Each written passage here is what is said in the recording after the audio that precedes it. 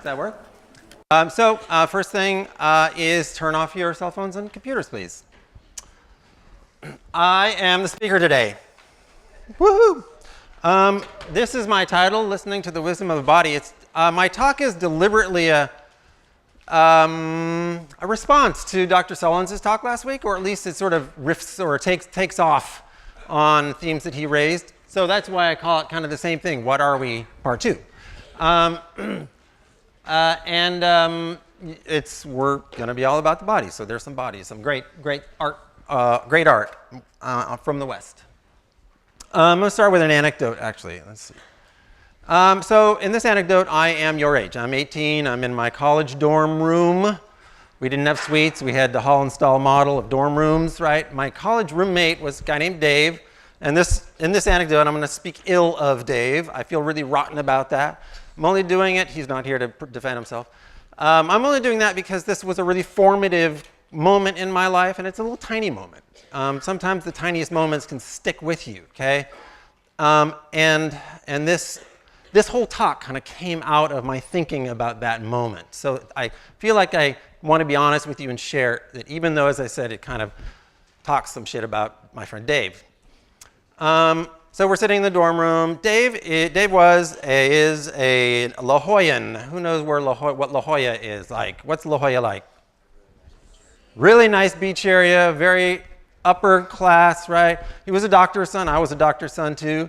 That's probably why they put us together. And he was handsome, fit. He was a cross-country runner.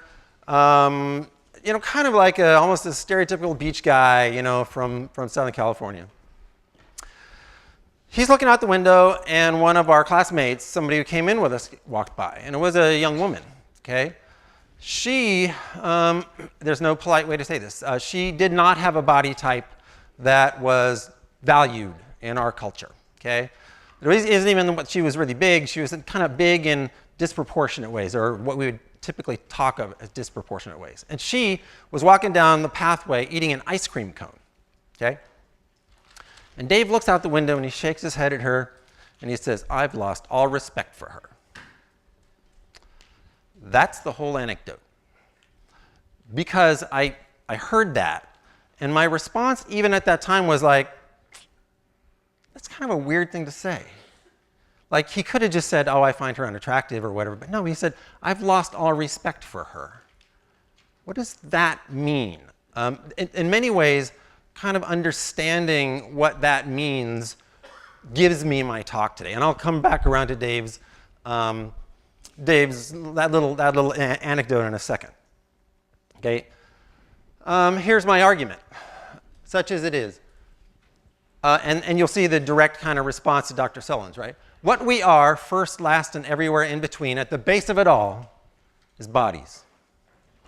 Evolved biological beings born into the biological being that is the Earth. Therefore, healthy identities, circling into our term theme, right? Healthy identities must be formed of conceptions we create in relation to the bodies that we are and as they are. But tragically, we are profoundly alienated from bodies, our own and others. And this alienation is the foundational cause of immense suffering. Why do we live in such fraught and difficult relation to our bodies? I think there are 3 reasons, okay? I'll just read these and talk through them a little bit. The nature of human life is to live simultaneously in the body of the world and the river of symbol, okay? And our language-using, language-constructed selves drift free of our bodily selves, creating an existential divide. Okay, that is, our minds use symbols. We are the only symbol-using animal, as far as we know, right? In fact, that is really the best definition, of what human beings are, the symbol-using animal. And because we use symbols, we kind of float along in this river, right? This river of words, this river of significations. This set of significations is immensely powerful. It ties us to the whole rest of the world. It creates, structures our whole sort of social order. It ties us to people. It enables communication, all these sorts of things. many wonderful and good and all sorts of things, and I'm an English professor. I know the art of symbols. The art of verbal symbols is very rich and real too. But because we live up here and our bodies live down here, and those two don't necessarily speak. In fact, oftentimes they don't speak at all, which means there's this divide, right? Our bodies cruise along, kind of without any voice, while our minds are just chattering away. 2, the symbolic self likes to think of itself as superior to the bodily self, okay? And specific ideologies, I'll talk about this more in a second, that could be philosophical or religious or political, can rigidify and intensify this superiority, this feeling of superiority of the mind's conceptions over the bodies. And thus they can erase or silence or inferiorize the body. And then 3rd and finally, the body betrays us. We grow old, we sicken, and we die. We have this idea that perfection is permanence. So the body is not permanent. That means it's imperfect in those kinds of conceptions. So those 3 things together kind of create this alienation. And in the Western culture in particular, thanks primarily to the very hard and diligent thinking of people like Plato and St. Augustine. We've heard of Plato before, right? St. Augustine is one of the probably the single most important patriarch of the Christian church, after the time of Christ. These sort of overt philosophies and conceptions that undergird our society and our social order and our thinking have rigidified this disconnection. So, such that the symbolic mind or the conscious, however you want to put it, right? The symbolic mind or the consciousness or the rational thinking self or the soul or the conceptual self is the pure and perfect and isolated plane of existence. And the body and nature constitute the realm of impurity, fallibility, ugliness, changeability, and therefore inherent imperfection, right? Platonic philosophy, you've heard the term Platonic love at least. That's that kind of love that is perfect because it is divorced from the body, right?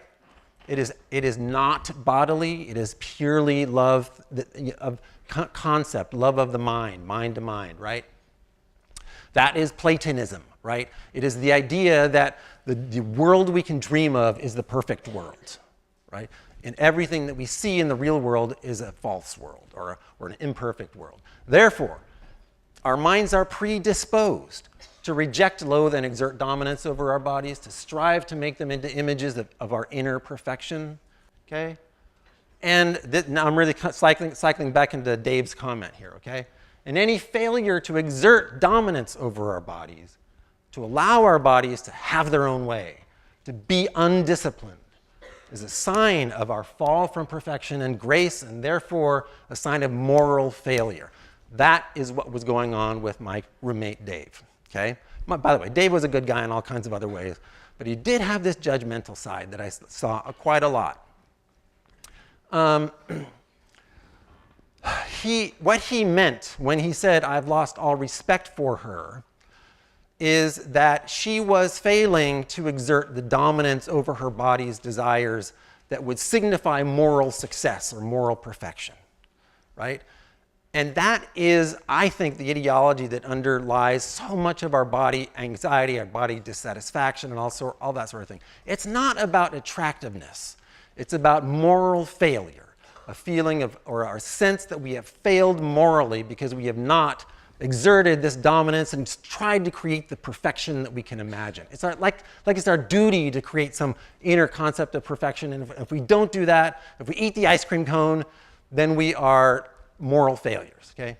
2 other things. We are empowered to view our own creations, these creations of the mind, right? Whether it's art or philosophical treatises or robots, as superior to the creations of nature, right? And finally, we dream of escaping.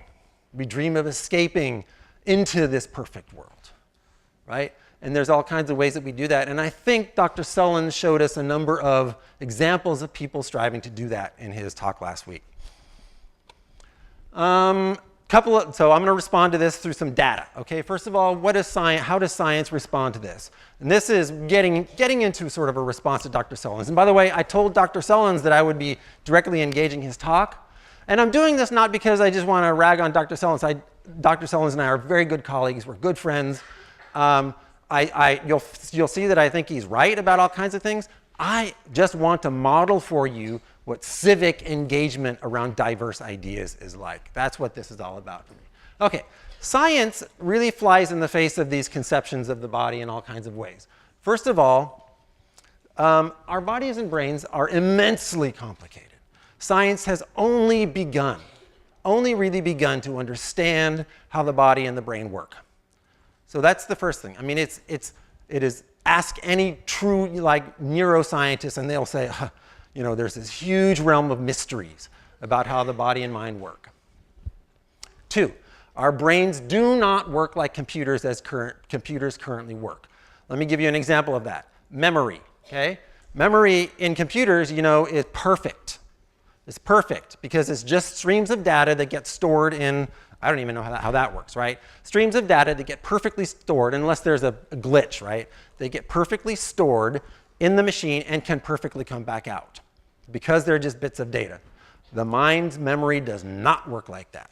And we know from all kinds of stuff that the memory is profoundly imperfect.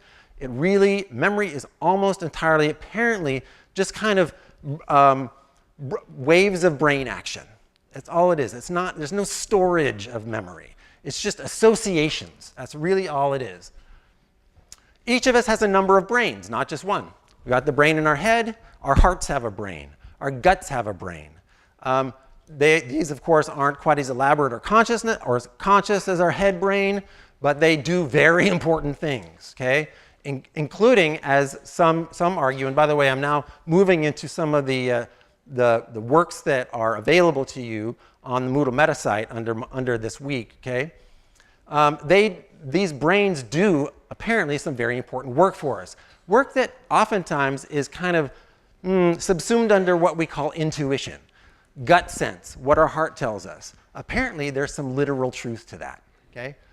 Next, our brains and the rest of our bodies are inextricably interlocked through structural, chemical, and energetic systems working as one unit rather than separate parts. Just think about, for instance, the action of hormones on the brain.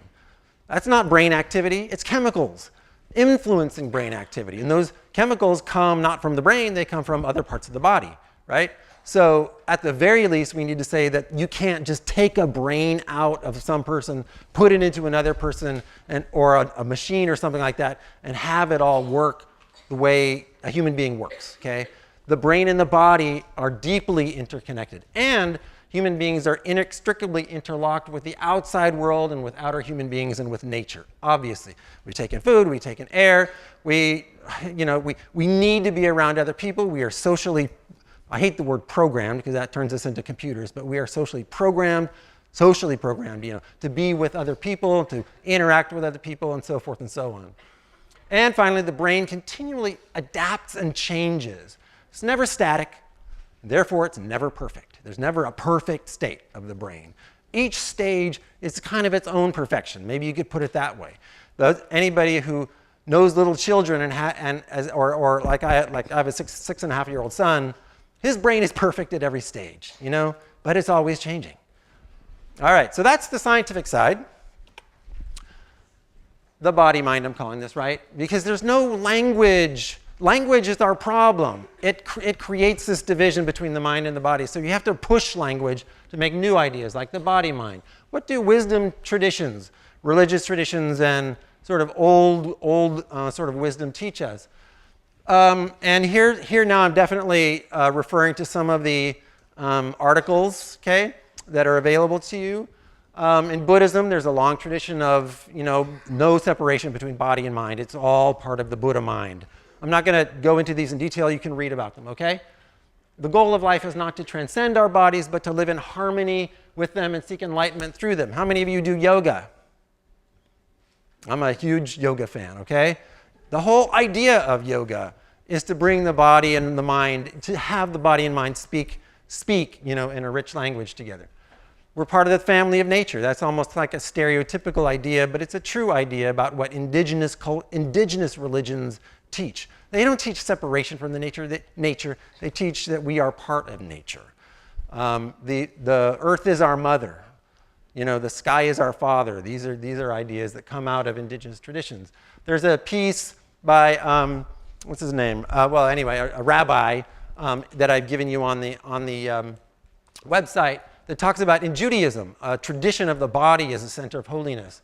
And then common folkloric wisdom and mythological wisdom, it is entirely grounded in a vision of human beings being in bodies and having the cycle of life that a body has, right? With the different ages and different, kind of stages of life and how they interact and all that sort of thing.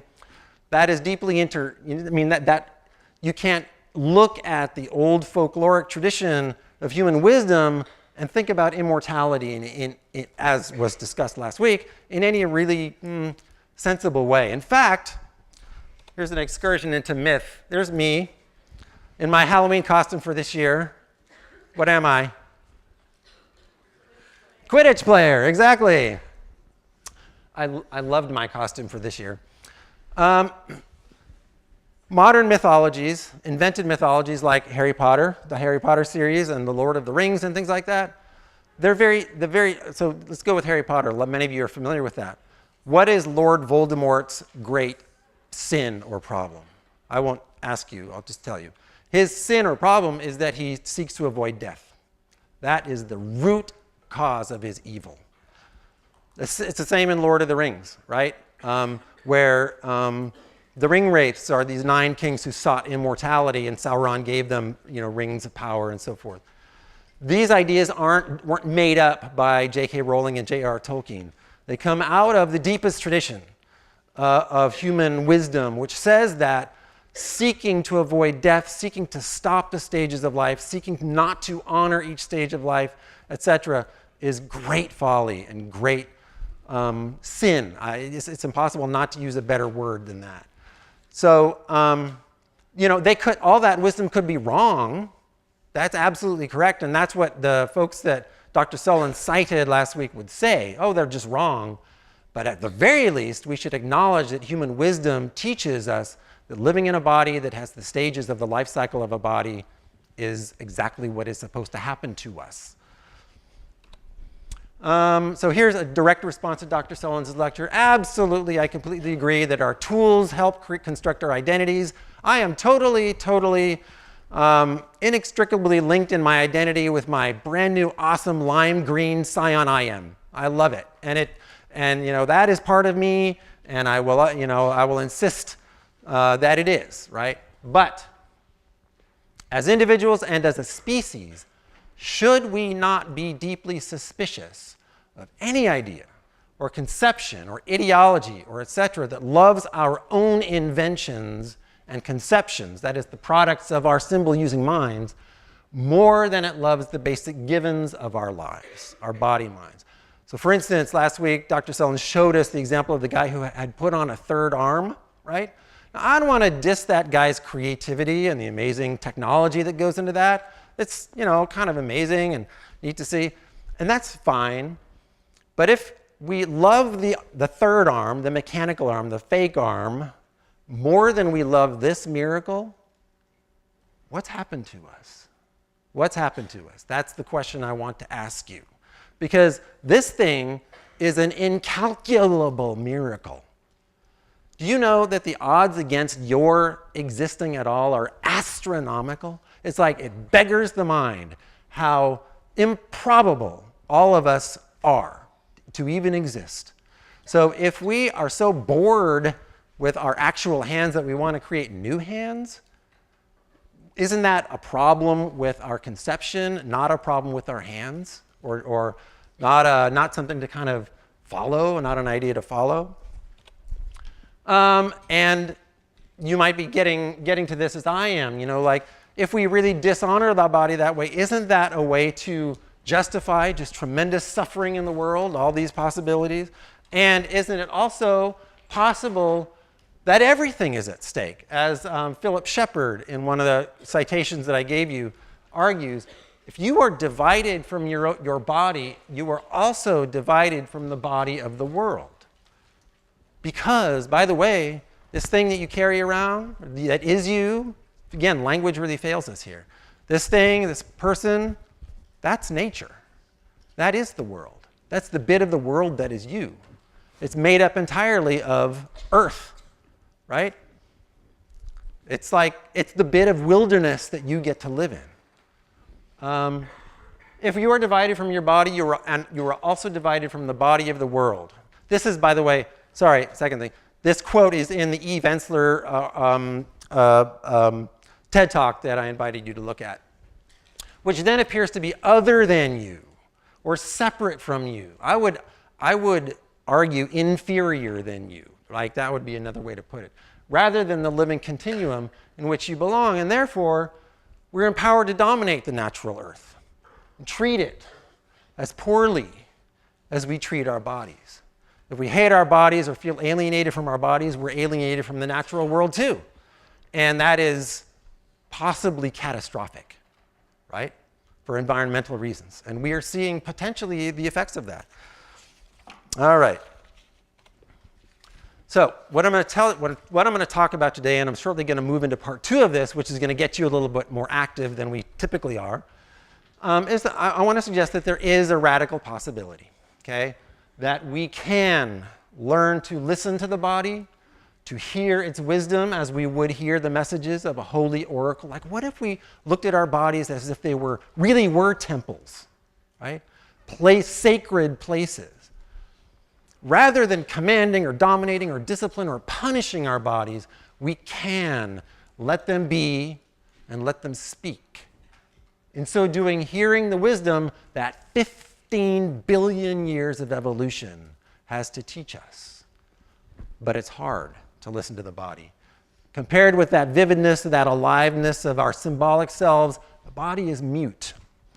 But so much human wisdom is all about trying to heal that divide. And here's an example of it in one of my favorite poems.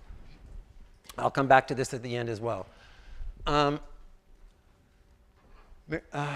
Wild Geese by Mary Oliver. I'll just read it and then talk a little bit. You do not have to be good.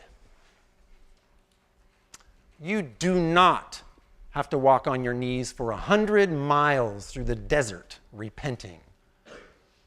You only have to let the soft animal of your body love what it loves.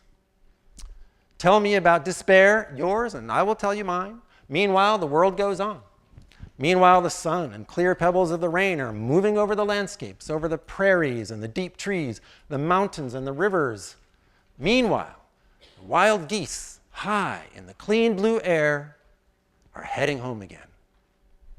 Whoever you are, no matter how lonely, the world offers itself to your imagination, calls to you like the wild geese, harsh and exciting, over and over, announcing your place in the family of things.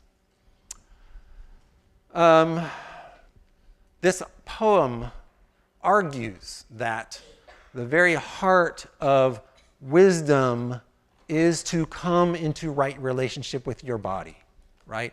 And love let the soft animal of your body love what it loves. And it also erases the boundary between your body and nature, right? The poem is both about relationship with the body, as it says in the soft animal of your body line, but it's also about letting nature be, right? And all the rest of this. And what it all comes down to is that the body is nature. Again, the way we treat nature is the way we treat our bodies. The way we treat bodies is the way we treat nature, right? Okay, so we'll come back to that at the end as well. Okay, so I'm going to give you some possible ways in, okay, to this language, to hear this language of the body. Some more art, some more great art from Africa, from Central Europe. This is one of the oldest pieces of art ever discovered. It's a human figure, right? 28,000 years old, if you can imagine that. And from Japan, Asia. The first way I'm going to talk about is art, okay? And this is my way, so I'm going to testify a little bit about my own experience. So I've always been artistically inclined, you know, trended in my college experience to English and, you know, sort of the arts of words. But I could have gone to art as well, even though I wasn't, at that time, a great artist. I did love art. I've always loved art. And later in life, you know, about 15 years ago or so, I decided I really wanted to get back to art, okay? And I particularly love the medium of watercolor. Any other people love watercolor in here? Yeah, excellent. I love watercolor precisely because it is so simple and pure. It's literally just pigment and water. And you literally have to go with the flow while you're making a watercolor. And if you have ever done a lot of watercolor, you really know what I mean, okay? So I started out, and I started by doing a lot of landscapes and still lifes and stuff like that. And then I went to my first life drawing class. Who knows what a life drawing class is? What's a life drawing class, Maddie?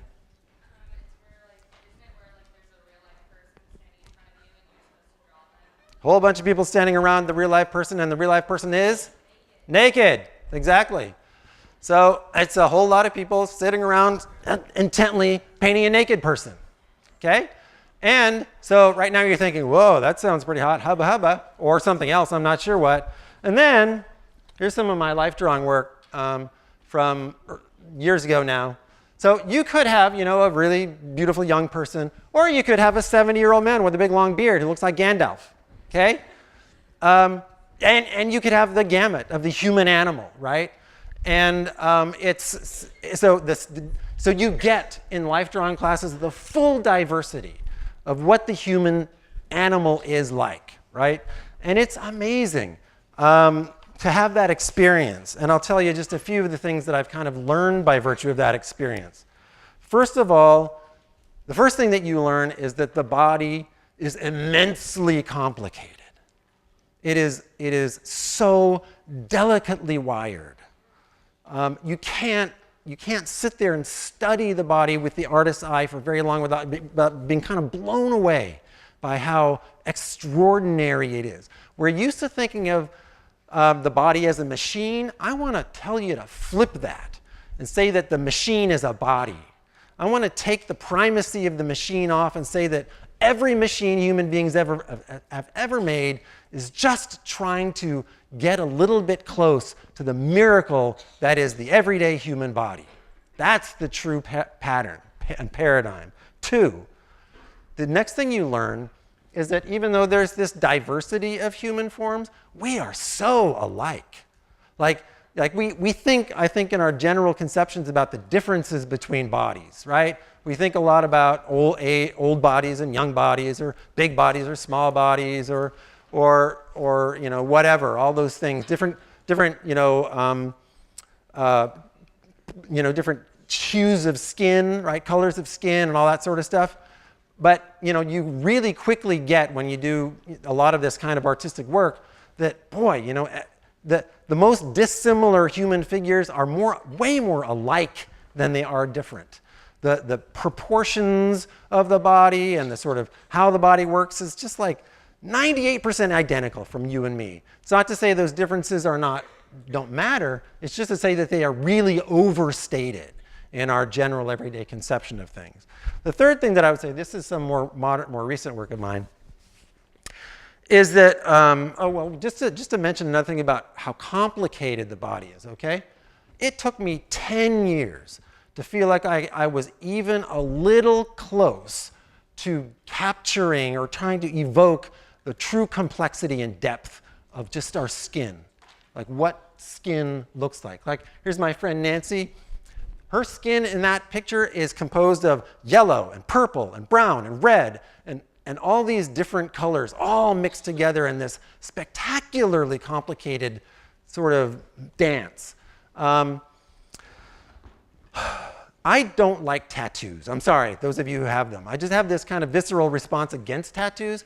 It's because for me, human skin is already this spectacular art form, so why would you cover it with another art form? I recognize that there are a lot of tattoo artists who do great artistic work. I just don't like the idea that human skin is sort of a blank canvas, okay? By the way, that's my friend Nancy. That's my son Noah over there and his friend Sierra.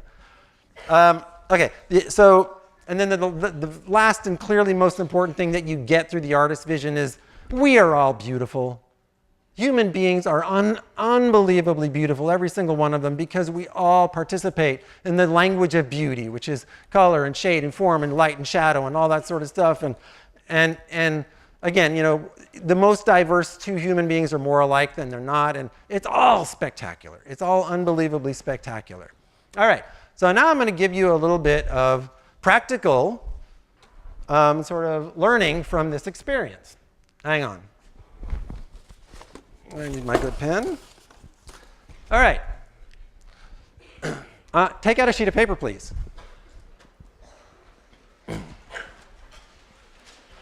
What we're going to talk about, something to write with. What we're going to talk about, what I'm in these two little sections that I'm going to carry you through, is demonstrating to you the wisdom of your body that preconceives or that is prior to any conception that you have. Okay. If you ask worldwide children to draw a person's head, they would draw something like this.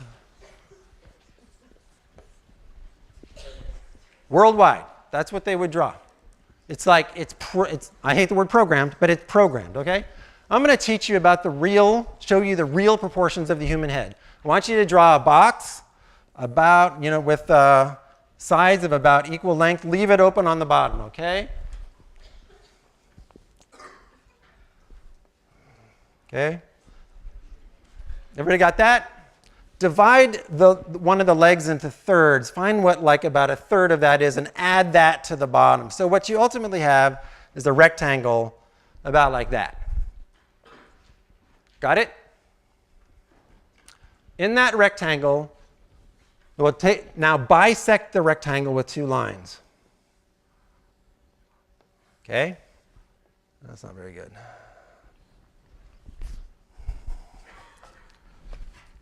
So right in the middle, okay, right in the middle of the rectangle, draw two lines, right? So you've got a center spot, right? All right, and then I want you to draw an oval that connects all of this around just like this. Just like that. There's your head, all right? There's your head. This is a little bit high on mine, so let me take this off. Now, we're not done. Hang on. That is basically kind of this. So this is the beginning of your head. Now I want you to come in here to this horizontal center line. Draw a line about right there and one right there, and then I want you to cut that one into thirds. So it's going to be like that and about like that. And then I want you to draw in eye shapes, almond shapes like that. There's your eyes. Okay. Then, you got that? What? Are you guys enjoying this? Then I want you to take this line right here and cut it in half, okay? So draw a line right through the middle of that.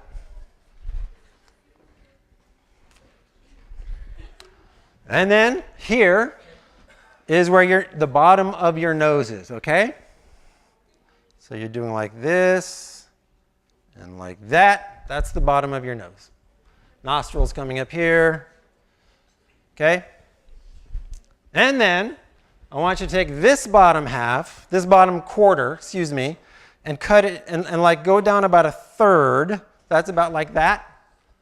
That's your mouth.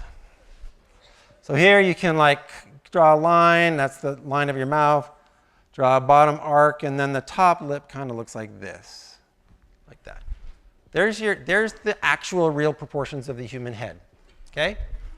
Now notice the difference between this and this.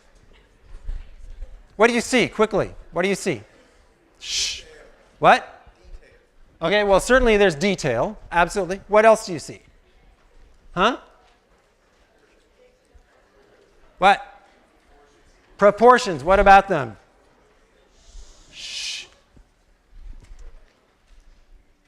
Well, I'll just talk at you. It blew me away when I really started doing art of the body and the face. Blew me away that the eyes are right in the middle of the head. I always thought they were way up here.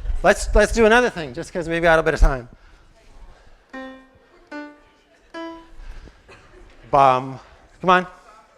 Bum, bum, bum.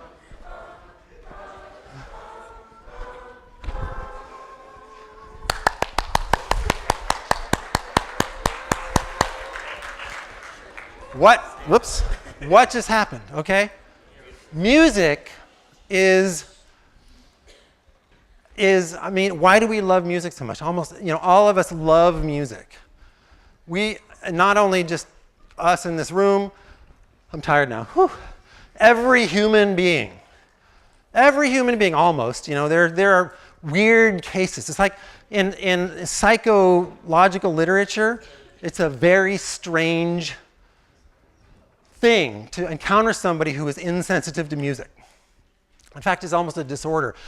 There can be like strokes and tumors and so forth that can interfere with your apprehension of music. But in general, all human beings use music, are susceptible to music, appreciate music, and somehow or other, as you just showed us, have music in your body somehow. Okay? You are programmed, I hate that word, programmed to be musical. And it's not just about your brain. In fact, we hear rhythm with the brain, but also with our bones. Okay?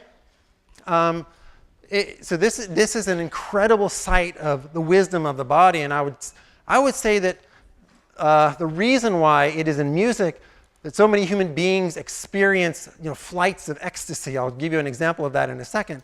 It's precisely because this experience of music puts it all together, right? Here's a quotation for you. This is from a book by a very important public intellectual named Oliver Sacks. Many amazing, interesting books. This is a book called Musicology, and he's describing the experience here of a person who had suffered a very severe brain tumor and had surgery. So here we go. I observed music's power on human minds and bodies when I took my patient Greg F. to a Grateful Dead concert at Madison Square Garden in 1991. The music, the rhythm got everyone within seconds. I hope that you have all had the experience of being in a music hall, an arena, or whatever, and being swept up in that experience. I saw the whole vast arena in motion with the music. 18,000 people dancing, transported, every nervous system there synchronized to the music. Greg had a massive tumor, which had wiped out his memory and much of his spontaneity. He had been amnesiac and inert, barely responsive except to music for many years. But he was taken over and animated by the thumping, pounding excitement of the crowd around him, the rhythmic clapping and chanting, and soon he too began shouting the name of one of his favorite songs, "Tobacco Road, Tobacco Road." I say he observed all this, but I found myself unable to remain a detached observer. I realized that I too was moving, stamping, clapping with the music, and soon lost all my usual diffidence and inhibition and joined the crowd in communal dancing. Point being, the whole body is involved there, right? It isn't just brain. It isn't just body. It's all together and it's all one. And the joy of that is precisely in how that experience unites it all. Okay, so now I'm winding down. Many philosophers and sages down the ages have preached this message about worrying about the separation between the body and mind. William Blake, one of the great poets of the English Romantic tradition, argued vigorously that the body and the soul are not separate. He just said the body is the soul in this plane, right? In this physical plane in which we live right now. And he says energy is eternal delight. What he means by that is that the energy that propels our bodies is eternal delight. What he's saying is that if, he's hinting at the possibility that if we can kind of heal this wound, this alienation we have between body and mind, that we have access to a joy that we can't really understand without, with that alienation in our minds. So that's a possibility for you, right? And just to come back, cycle around to Mary Oliver, think of the end of the poem this way, okay? Whoever you are, no matter how lonely, your body offers itself to your imagination, calls to you like the wild geese, harsh and exciting, over and over, announcing your place in the family of things. I think there's good news, basically what I'm saying. I think that you have the right to be a body. You have the right to everything your body has a right to. Laughter and tears, ecstasy and sadness. You have the right to sing, okay? It drives me crazy that like in our modern age of a lot of recorded music around us, that only some people think they have to have the right to sing. Prior to the advent of recorded music, everybody sang, okay? Everybody sang, and everybody learned to sing, and everybody can learn to sing. Everybody gets to dance. Everybody gets to play sports. Everybody gets to have shattering orgasms. Everybody gets to have hugs and massages. Everybody gets to do everything their bodies allow them to do. Every human being has the right, if given the gift of youth and age and death, or death may be a right, okay, and a gift. Every human being gets to listen to the wisdom of their body. It is an incalculable miracle to be born into a body. And the odds against that are astronomical, as I said. And if we learn to respect and understand and speak to and with and listen to our bodies, then what do we have?